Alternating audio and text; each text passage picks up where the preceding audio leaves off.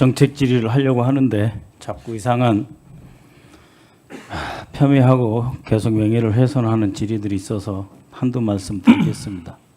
강금실 장관 노무현 정권 시대에 여기 후보자께서는 그야말로 정말 아무나 욕해도 되고 아무나 함부로 대해도 되는 그럴 정도의 마치 그 그리스 신화나 이런 데 나오는 도편 추방 제도 있지 않습니까? 오스트라시즘이라고 하는데 도편 추방을 당한 지도자와 같은 그런 입장이었습니다. 누가 누구를 봐줍니까? 아무나 패도 되는 사람처럼 그 속에서 저쪽 국민의힘의 전신 당의 보호를 위해서 그쪽엔 무죄 받고 후보자는 유죄를 받았는데 다 책임졌지만 억울하다 그 말을 왜 못합니까? 그것에 대해서 입막음하려고 하지 마십시오. 아까 주진우 의원도 인정했다시피 당이 먼저 부탁했다 판결문에 나왔다는 거 아닙니까? 그리고 오피스텔 자꾸 이야기하는데요. 저도 영국, 미국, 일본, 중국, 캐나다 5개국에서 6개월 이상 산 나라만 쳐도 5개국입니다. 10년 정도 해외에 있었는데 그때마다 처가에도 주소지를 갖다 놓기도 하고 오피스텔 어느 오피스텔은 들어가면은 주소지 못 옮기게 해요. 전입신고 못하게 해요. 또 어떤 오피스텔은 되고 또 어떤 오피스텔은 되는데 주인이 싫다고 하고 그런 상황에 맞게 이 복잡한 환경에서 역경을 뚫고 나왔다라고 하는 점을 강조드립니다. 따뜻하고 좋은 데서 사신 분들은 이해할 수 없겠지만 이 험난한 세월에 그것을 돌파하는 그 고통의 과정 속에서 가족 간의 계약서에 왜 중개사를 끼지 않았냐? 왜 낍니까? 이상한 거 아니에요? 말도 안 되는 소리 하지 마시고요. 내가 발언하고 있으니 가만히 계세요. 그리고 좀 이따가 신상 발언하세요. 김민석 후보자를 쭉 뵈면은 어떤 느낌이 드냐면 스스로에게 정말 엄격하다. 또 어떨 때는 참 독하다. 또 완벽주의다.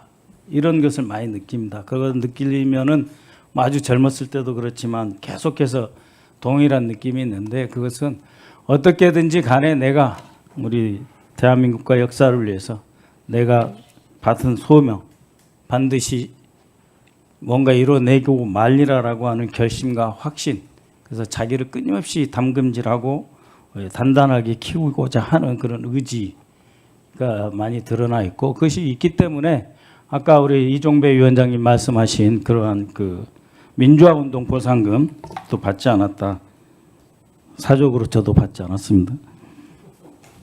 근데 지금 신청하면 된다는 건 이제 오늘 알았으니까 생각해 보려고 그러고요. 그 나토 회의 불참 정말 결과적으로 잘된 일입니다. 후보자님. 트럼프 대통령도 이 참석을 하지 않기로 결정을 했고 또 인도태평양에 있는 주요 미국의 가장 가까운 나라 또 영미권에 가장 가까운 호주도 참석하지 않았습니다. 당연히 일본도 참석하지 않았고요. 그 폴 케네디가 쓴 강대국의 흥망이라는 책을 보면 왜 제국이 망했는가 할 때 자기 국력에 비해서 지나치게 멀리 팽창했을 때 망한다. 그래서 오버스트레치라는 표현이 있죠. 국력과 역량에 비해서 지나치게 멀리 진출한 경우는 망한다라고 하는 것인데 우리는 우리의 안보 대상과 있고 우리의 안보 목표와 평화의 대상이 있습니다.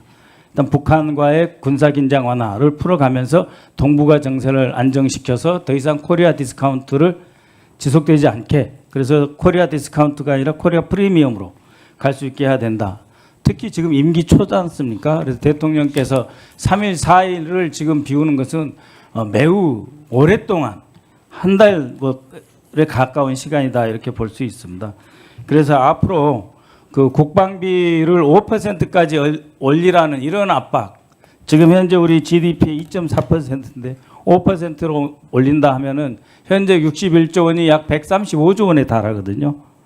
그런데 우리 민생에 각각 써야 될 돈은 얼마나 많습니까? 그런데 윤석열의 세수 기반 다 망쳐놨어요. 이런 속에서 우리가 좀 더 그 우리 내정을 안정시키고 경제를 단단히 해야 된다라고 생각을 합니다. 최근에 후보자님께서 그 대통령님과 혹은 대통령님 되시 이전에라도 국제 정세 또 안보 방향에 대해서 많은 말씀을 나누셨고 또 철학적인 토대도 함께 보다 공고히 하셨을 거라고 생각하시는데 후보자께서 생각하는 총리로서의 우리 안보의 방향 어떻게 보십니까? 너무나 방대한 것과 관련된 말씀이기 때문에 말씀 주신 것 중에 한 포인트만 말씀을 드릴까 합니다.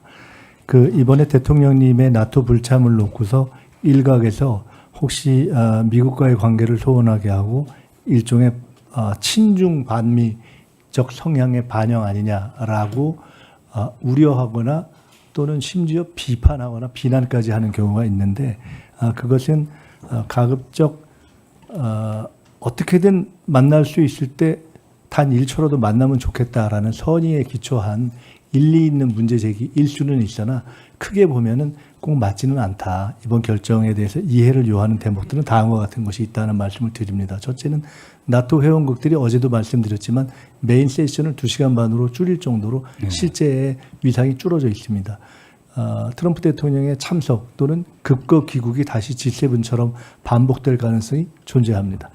무엇보다도 일본이 한국의 결정 이후에 한국의 결정까지를 감안해서 불참 결정을 한다는 것은 이번에 불참 결정에 대해서 무슨 반미 친중이니 이런 것과 관련해서 프레임을 갖고 공격할 소지는 전혀 없다 하는 말씀을 드리겠습니다. 대통령과는 최근에 또 그렇고 지속적으로 우리 안보에 있어서는 첫째 한미 간의 동맹이 기본 축이다.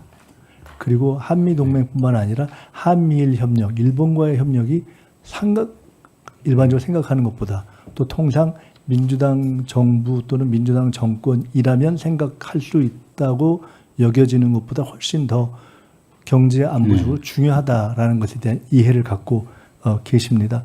그리고 앞으로 여러 가지 안보를 푸는 데 있어서 어찌 보면 한국의 K민주주의 역량이 전 세계의 한국에 대한 소프트 파워 영향력을 높여서 앞으로 우리 문제를 풀어가는 데서 매우 중요할 수 있다라는 굉장히 지혜로운 어떤 전략적 인식을 하고 계신다. 이렇게 말씀드리겠습니다.